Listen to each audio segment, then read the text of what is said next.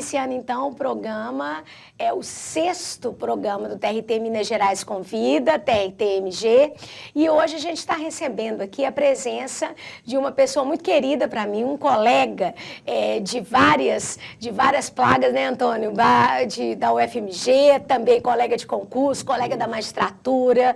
Então, assim... Nossas vidas estão juntas. Nossas vidas estão juntas, isso mesmo. Então, para a gente é muito bom tê-lo aqui, professor, tê-lo aqui, desembargador Antônio, porque o tema que te traz aqui é um tema, na realidade, importantíssimo e que eu vejo que nem sempre as pessoas têm a exata ou até mesmo conhecimento dessa cooperação que é realizada tanto nos tribunais, quanto também a gente vai querer te ouvir um pouquinho a respeito desse Comitê Executivo Estadual, que Vossa Excelência, inclusive, juntamente do Comitê do TRT de Minas Gerais, também o Comitê Executivo Estadual coordena. Então, eu tenho certeza que o professor Antônio, o desembargador Antônio, vai trazer para nós as melhores e as mais adequadas informações a respeito da cooperação judiciária.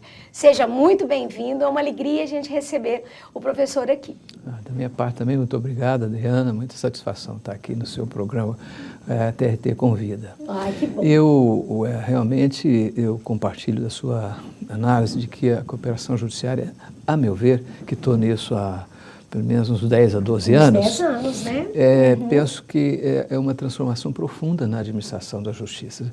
Veja bem, durante séculos, a justiça, os órgãos judiciais, os juízes, por questão de legislação mesmo, não conversavam uns com os outros. E os tribunais também, cada um no seu mundo. Umas ilhas, né? São ilhas, né? Inclusive, a palavra do nosso amigo e colega, o desembargador Pepe, é que os tribunais brasileiros eram 96 ilhas, né? 96 ilhas. Incomunicáveis. Mas isso é a questão mesmo da cultura, aquela questão do juiz só fala nos autos, e isso nos condicionou historicamente. O que se passa agora é que com essa política do Conselho Nacional de Justiça de introduzir normativamente no sistema judiciário brasileiro o dever dos órgãos judiciais de cooperar uns com os outros. Então, nós temos uma resolução do CNJ. A história da cooperação judiciária é a seguinte: foram de experiências aqui do nosso Tribunal do Trabalho.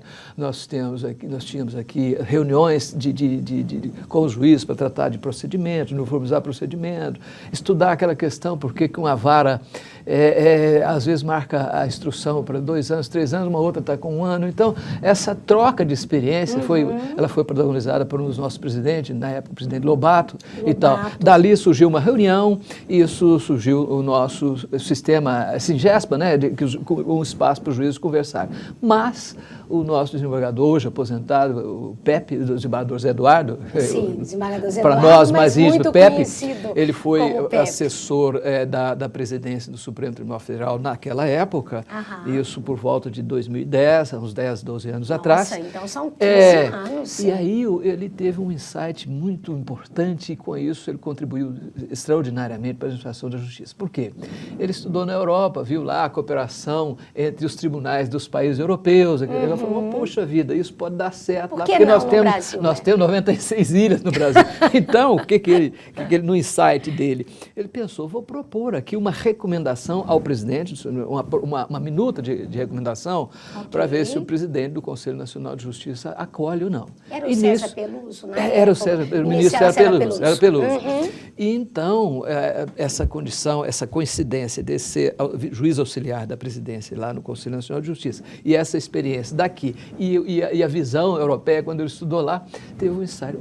Vamos introduzir esse Instituto da Cooperação Judiciária, mas um instituto à moda brasileira.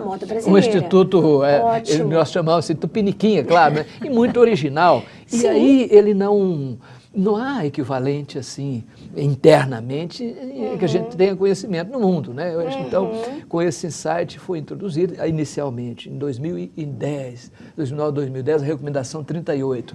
Recomenda-se os tribunais que instituam seus núcleos de cooperação judiciária para que os juízes troquem experiência, racionalizem os procedimentos e combinem atos processuais um com o outro. Quando o caso a ser resolvido, depende de outro juiz, depende antigamente a gente ficava cada um esperando burocraticamente. Lembra das cartas precatórias? Isso, Nossa, Adriana, é um exemplo, você citou o exemplo mais eloquente disso. Você está com o processo parado.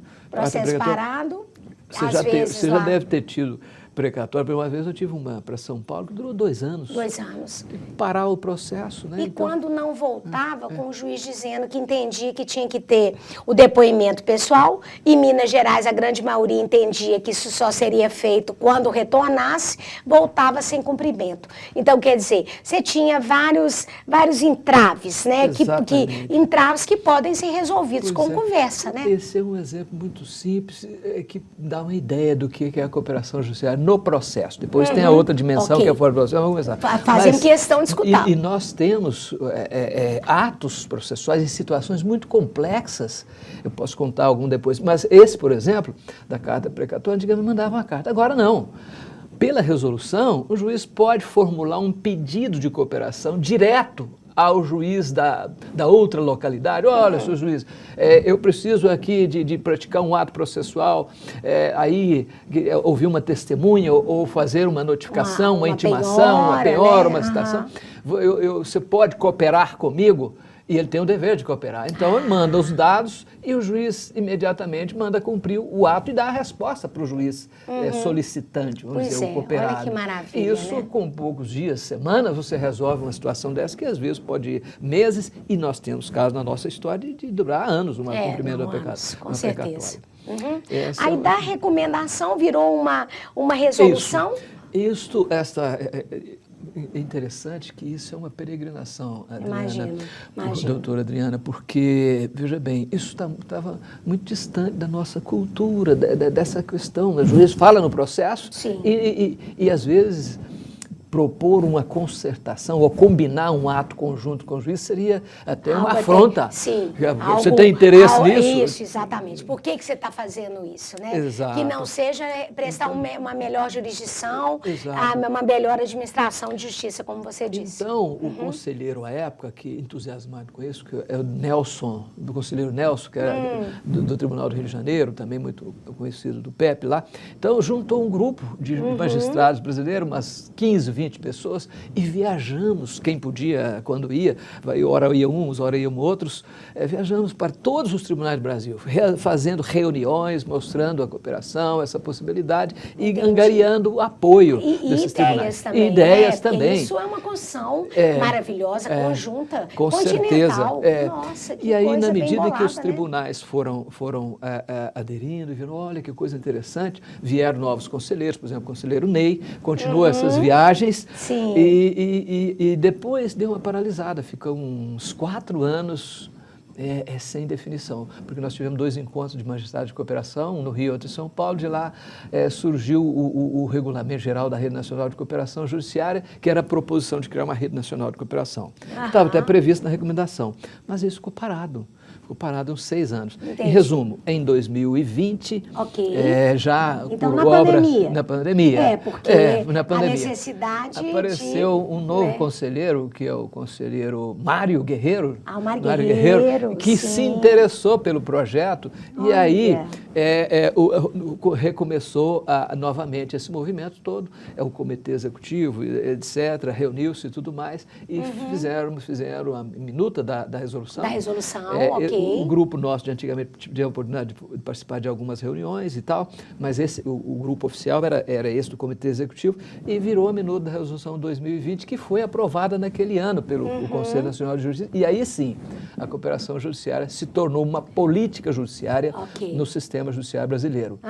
Uma política judiciária, então, para uma melhor administração da justiça, administração jurisdicional. Nós citamos os exemplos de processo, mas o que eu penso, a outra dimensão da cooperação judiciária, que é mais relevante ainda, é a cooperação em administração de justiça em sentido amplo, ou seja, a cooperação entre quaisquer... para além do processo, além do, né? fora do processo. Entendi. Extrajudicial e os tribunais e os núcleos de cooperação. A resolução, só voltando um pouquinho atrás, Claro. a resolução 350 deu um prazo de Essa é de 2020. 2020. Tá. Naquele ano deu um prazo de 60 dias para os tribunais, cada tribunal do Brasil, criar os seus núcleos de cooperação judiciária. Entendi. É. Porque senão a gente sabe como que é. Recomendação, Exato, alguns entendem que devem isso. cumprir, e ali um prazo, inclusive. Né? Eu acho que prazo também, a gente trabalha com prazo. Trabalho com no Poder prazo. Judiciário, E né? no nosso caso ficou muito tranquilo, porque nós já tínhamos o núcleo aqui há Isso. anos, há 4 anos pelo menos. Apenas adequou a nova resolução. Então, feita essa observação, a cooperação judiciária também ela é interinstitucional, fora do processo. Para quê? Para executar as políticas judiciárias nacionais, aquelas ditadas pelo Conselho Nacional de Justiça e pelos conselhos superiores dos ramos específicos da Justiça. No nosso caso, o Conselho Superior da Justiça do Trabalho, que desdobra no campo da Justiça do Trabalho as políticas gerais do Poder Judiciário editadas pelo Conselho Nacional de Justiça. Sim, Por exemplo, promover a política de resolução consensual dos conflitos, instalar os sejusques no país inteiro. Então, isso é uma política do Conselho Nacional de Justiça que foi implementada na Justiça do Trabalho um pouco depois, 2016, pelo Conselho Superior da Justiça do Trabalho. Isso. Então, esta cooperação, a meu ver, a cooperação judiciária interinstitucional, ela muda muito a maneira de atuação dos tribunais, da justiça como todos os tribunais e até dos juízes também. Por quê? Porque os tribunais agora não, quando assimilar plenamente essa política, ele não vai atuar só nos processos, ele vai se ocupar também de atuar preventivamente, a prevenção de conflitos, celebrar termos de cooperação com universidades, até para as universidades auxiliarem no diagnóstico dos problemas da administração da justiça e propor soluções. Os tribunais, por exemplo, podem reunir com as demais instituições do sistema de justiça, no Ministério Público, OAB, Defensoria Pública, no nosso caso, Ministério Público do Trabalho, e Ministério do Trabalho, quaisquer instituições públicas ou sociais ou da sociedade que possam contribuir para a melhoria da administração da justiça, os tribunais podem regimentar por via dos núcleos de cooperação judiciária e formular projetos, formular política. Por meio de projeto, quer dizer, imaginando aqui que uma instituição que entenda que há algo que ela pode colaborar, ela pode vir apresentar um projeto e aí ele sendo aprovado, aí vai ser desenvolvido nessa perspectiva dessa administração plural, dessa administração interinstitucional. A gente ainda é muito novo, mas a gente pode falar da experiência concreta que dá uma ideia. Não, eu ia te perguntar. O núcleo de cooperação nosso aqui, por exemplo, quando veio a meta 9 do Conselho Nacional de Justiça, que era... Até cumprimento de meta do próprio CNJ, né? Olha que interessante. Que ela determinava que os tribunais deveriam ter alguma iniciativa vinculada à Agenda 2030 da ONU. A 2030, ok. Os Objetivos de Desenvolvimento Sustentável. Um deles é promover a cultura da paz, a resolução consensual dos conflitos. O nosso tribunal escolheu esse para a meta nova. Vamos cumprir essa. Vamos tomar uma iniciativa, desenvolver uma ação que atenda a esse objetivo, essa ODS da Agenda 2030. Inclusive em parceria com a Corregedoria. Sim. Então, a Corregedoria, a corregedora, a desembargadora Maristela, em parceria com o Núcleo de Cooperação Judiciária, nós inauguramos uma iniciativa que hoje virou um programa. Nós escolhemos assim, vamos atuar na prevenção de conflitos? Vamos fazer um estudo estatístico aqui, quais são os clientes que demandam mais demandados na Justiça do Trabalho. Verificamos que tinha uma empresa, eu não vou citar o nome aqui, mas a empresa X, por exemplo. X, ok. Mas tem milhares de ações do mesmo jeito. Será que não tem jeito da gente conversar com essa empresa e verificar se ela concorda em analisar, estudar as causas desse global, de uma forma global? É um tratamento das demandas de massas, né? Das demandas massivas. Então, o que ocorreu? Nós, além do tribunal, chamamos a parceria do Ministério Público do Trabalho. Excelente. Porque institucionalmente ele tem mais jogo, né? Tem mais um papel de fiscal da lei, né? De atuar. A nossa então, é mais atuação dentro dos processos. Isso. Então, veja bem, nós fizemos uma cooperação interinstitucional, TRT, Ministério Público, e depois uma outra cooperação com uma empresa que tinha muitas demandas na Justiça do Trabalho. Sim. Uma mesa redonda, uma conversa descontraída, não é nada para acusar ninguém, Sim, nem processar, não. nem condenar ninguém, nem investigar ninguém. E nem vai ter confissão, e nem vai ter efeito processual. Uma mesa de conversa. Uma mesa. Mãos então, em cima da mesa, isso, né, doutor Antônio? Então, isso. Combinamos, né, o Ministério Público e o Tribunal, vamos ver o que dá, vamos ver se a empresa ela tem abertura para isso. E foi uma surpresa muito grande, né?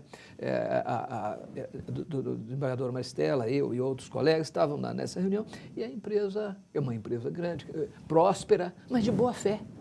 Só que é uma empresa muito grande e crescendo muito. E pede aquela coisa do pequenininho ali. Exatamente isso. Vai respondendo e às vezes não olha o conjunto. Fala, opa, peraí, isso aí que está grande. Isso, crescendo muito, com muitas unidades no estado inteiro. Então, ela cresceu mais, assim, e a atenção mais econômico-financeira e a questão, às vezes, trabalhista vai a reboque. Vai a reboque. Então, ela percebeu isso que você mencionou. Foi umas coisas pequenas, eu preciso ter tempo para isso. Aceito. Sabe o que foi feito? Então, vamos viabilizar uma nova cooperação.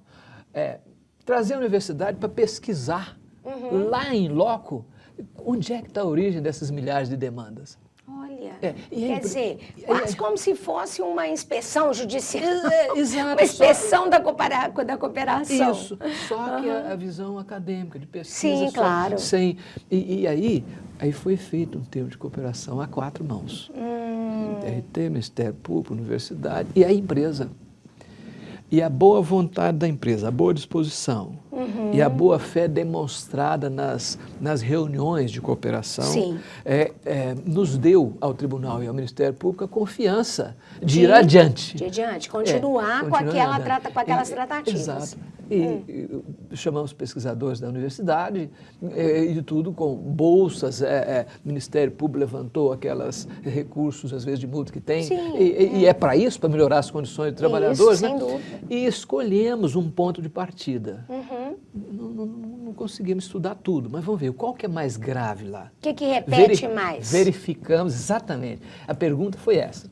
Verificamos que as condições insalubres de trabalhadores. Quer dizer, nós estamos falando de quê? De trabalho seguro. Trabalho seguro. Nós estamos falando de algo segurança, que está saúde, ligado exatamente. E é o trabalho decente. Né? Que é uma agenda da OIT, do TST, de todo mundo. De todos né? nós, né? E aí, muito interessante. Então vamos, para a gente fazer essa primeira experiência de administração de justiça preventiva e consensual. E cooperativa. Sim. É uma experiência que todo mundo estava aprendendo, estamos aprendendo. Não, continuamos aprendendo. Quer dizer, continuamos aprendendo. E nesse sentido, resguardar, por exemplo, a confidencialidade. Claro. A empresa pediu isso e nós não vimos problema nenhum nisso, porque de repente estamos concorrendo no mercado. E outra coisa, é preventivo. É preventivo. Os processos têm o Sejusc, tem as varas, né? E aí vocês estavam pensando em uma coisa... Puxando o gancho do que você falou. Muito importante esse tópico que você mencionou.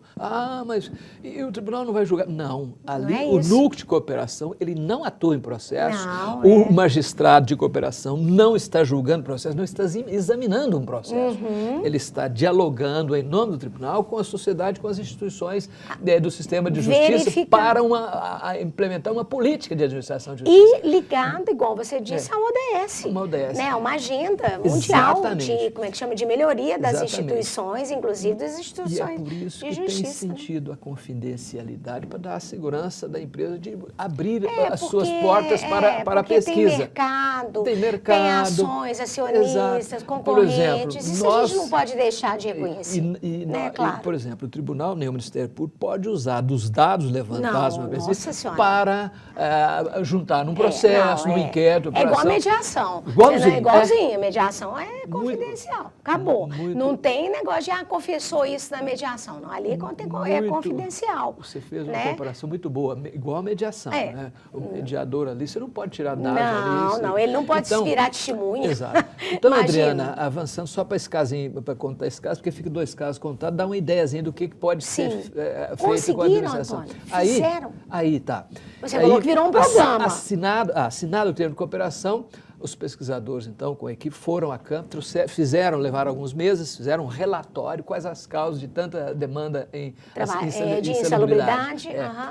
E o relatório, e com uma lista enorme de proposições para prevenir, analisando, esse estudo todo. Nossa, que maravilha, Esse relatório foi posto em mesa, com todas que as instituições juntas. para os meninos da universidade também, né, os Aprendizado, pesquisadores. Olha, E aí, um exemplo dos tantos itens, nosso tempo é curto, mas é só assim, para ter uma ideia mais concreta do que significa isso.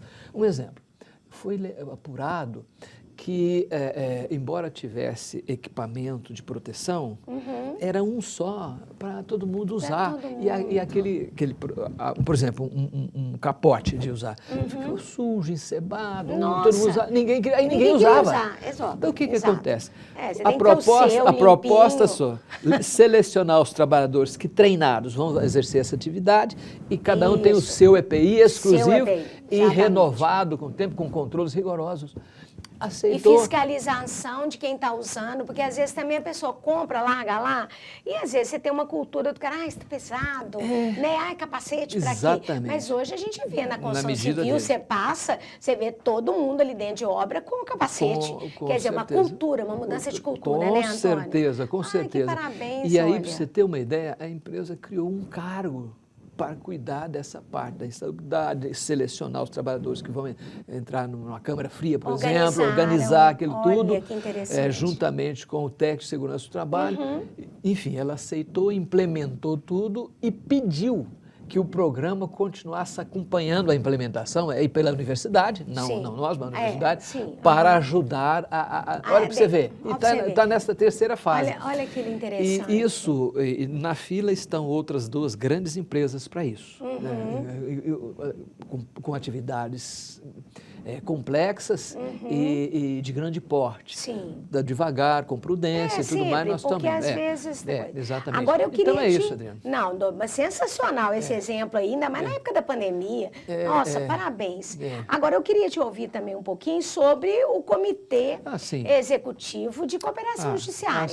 Isso é uma coisa... É só em Minas? Conta para nós sobre isso. Com essa característica e com a nomenclatura que está na resolução, me parece que eu tenho conhecimento, é o primeiro. Mas os tribunais de diversos estados estão se reunindo em fóruns. Por exemplo, no Rio Grande do Sul tem um fórum, no Rio de Janeiro tem um fórum. Eu vou ter a oportunidade de ir agora, dia 9, no Espírito Santo, que tem uma instância que os tribunais se reúnem. Não institucionalizado, como no nosso caso aqui. No nosso caso é institucionalizado. É institucionalizado, eu volto nele para explicar. Há uma resolução conjunta assinada pelos 5 tribunais de Minas Gerais. Os 5 tribunais de daqui. Minas Gerais. Então, quer dizer, nós estamos falando do TRT, o nosso. Vamos lá. A proposta foi, inclusive, do TRT nosso, TJMG, o Tribunal de Justiça, o Tribunal de Justiça Militar, o TRF, Tribunal Regional Federal, e o TRE, Tribunal Eleitoral. Inclusive o eleitoral. Inclusive o eleitoral. Olha. Todos os tribunais de Minas. Ok. Então, fizemos a minuta desta resolução, foi submetida à apreciação de todos os tribunais, assinaram, inclusive, a solenidade foi aqui no nosso tribunal, não sei se você está lembrada disso, já foi no início de 2024. O ano passado, O ano passado. Isso. Agora, uma curiosidade, curiosidade não, esse é um sonho que tinha 12 anos. É mesmo? Em 2010, nesse movimento nosso aqui, nós tentamos organizar, propor isso aos tribunais e quase chegamos lá. Quase. 4 dos 5 assinaram, mas um ficou-se meio na dúvida, será que é possível e tal? Então, demorou um pouco mais. Ficou 10 anos, e agora com a resolução nós conseguimos introduzir lá, isso já estava na proposta de regulamento lá de 2012, e conseguimos introduzir isso. E já tem alguma novidade desse comitê? Já fizeram alguma coisa em Minas Gerais? Com isso nós criamos esse núcleo. Tem. O objetivo desse comitê, e está tudo institucionalizado na resolução, primeiro, verificar, formular políticas judiciárias ou de administração de justiça conjuntas entre os tribunais naqueles campos em que há interseção das atividades jurisdicionais e de administração de justiça dos tribunais. Por exemplo. Vou dar um exemplo aqui, o exemplo é que clareia mais, né? Claro, com certeza. Por exemplo, claro que você possa falar, que não esteja em sigilo, em andamento, né? Ou se não, falar em tese. Por exemplo, estava em andamento, está suspenso um pouquinho por causa a Perícia Federal Nacional foi para o Ministério da Economia, depois voltou para o Ministério da Previdência, então a hora que voltar de novo, que ela fechar o elo, nós temos uma cooperação importante. Justiça Federal, um programa que está lá, está agora no comitê, sob a forma de subcomitê de questões previdenciárias e trabalhistas. Olha. Tem vários subcomitês lá já. Você perguntou, já está fazendo o quê? Dá um exemplo para a gente que vocês já estão atuando. São vários subcomitês. Vou aproveitar um deles para dar um exemplo. O subcomitê de questões previdenciárias e trabalhistas. Lembra aquela questão do tal do limbo? Do limbo previdenciário. Aquilo é um drama, Adriana. Um dilema para o juiz, um dilema para a empresa. O médico fala uma coisa, o INSS fala outra. Quer dizer, um perito de uma justiça fala que o sujeito está sadio que nem um corpo, o outro fala que ele está incapaz para trabalhar. Você já conviveu muito com isso? Eu também. Em resumo, o que nós... E no meio disso, uma pessoa. Uma pessoa que fica, não posso trabalhar, não posso aposentar, não posso ter benefício previdenciário, e jogando nisso. Não recebe salário porque não está trabalhando, não recebe benefício porque o INSS negou, o perito dele falou que ele estava muito bem, e não pode trabalhar porque o perito da Justiça do Trabalho ou da empresa disse que é incapaz de ter condição de trabalhar. Eu não vou assumir esse risco. Me lembro muito do caso do Paulo. O Paulo foi um drama, ficou 9 anos desamparado, perdeu a família, não tinha condição de sustentar os filhos pequenos, vivia à custa da irmã, perdeu a esposa e tudo mais, porque não tinha condição nenhuma e levou um tombo. Teve uma perturbação neurológica, porque caiu na cabeça. Mas, 9 anos. 9 anos, e desmaiava a qualquer momento. E você vê como é que são as coisas. A perícia previdenciária é muito rápida, é 15 minutos. Então chega lá, o sujeito está conversando direitinho, mas está sadio, volta a trabalhar.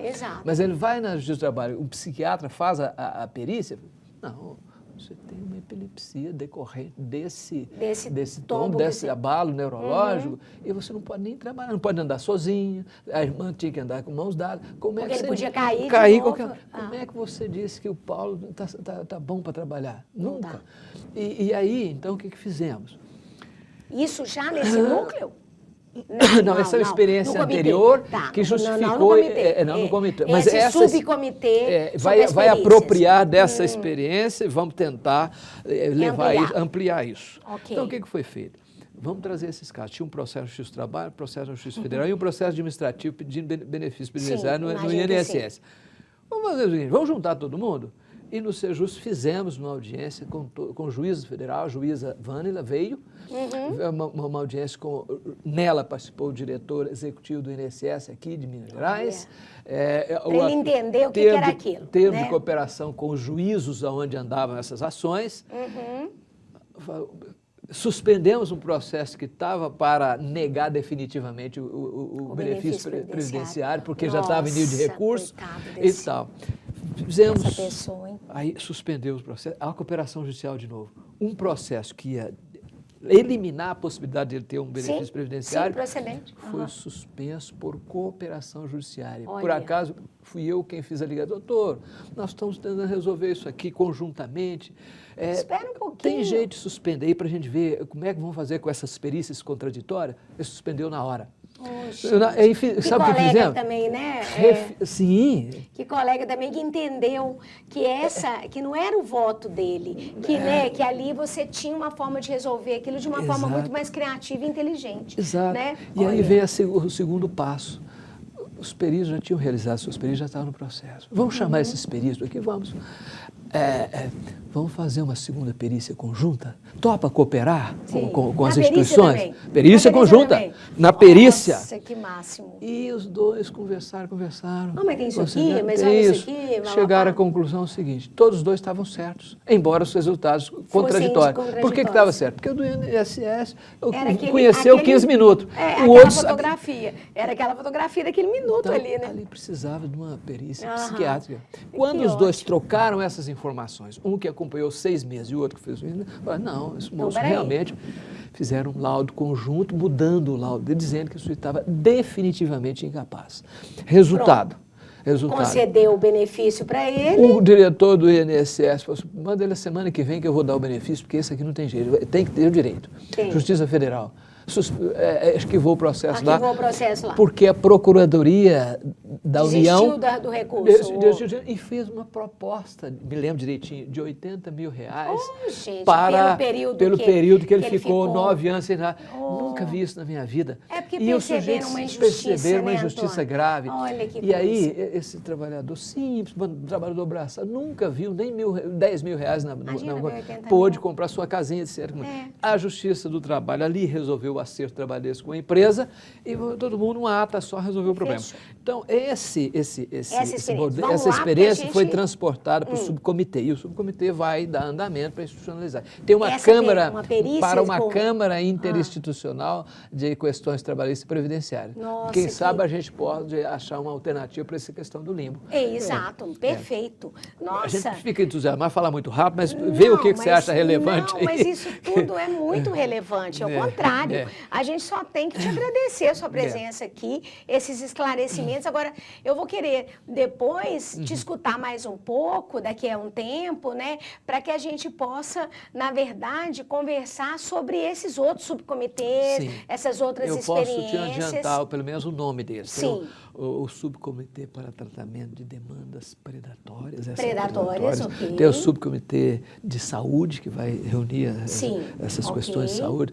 Tem o Subcomitê de Inteligência Artificial. Tem lá. Foi evasão fiscal, alguma coisa assim, ou está lá dentro ainda não? Também.